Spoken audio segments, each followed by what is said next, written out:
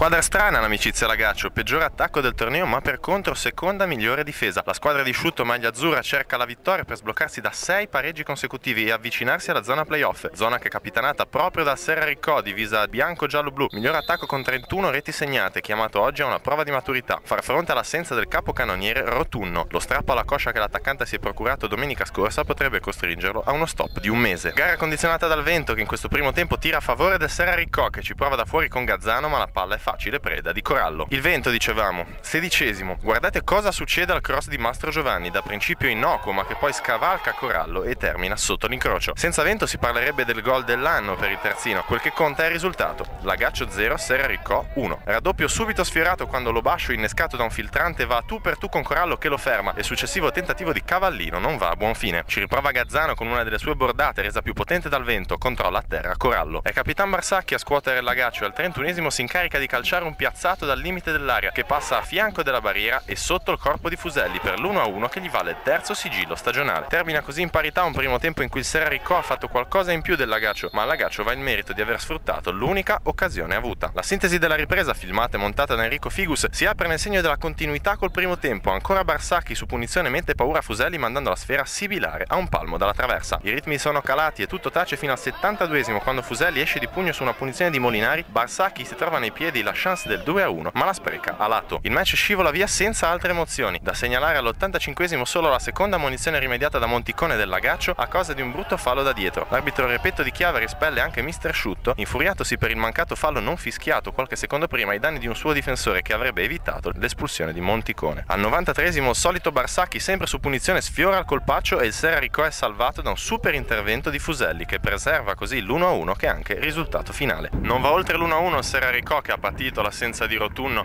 e perde così il secondo posto, mentre invece per il Lagaccio continua e si allunga a 7 la striscia di pareggi consecutivi.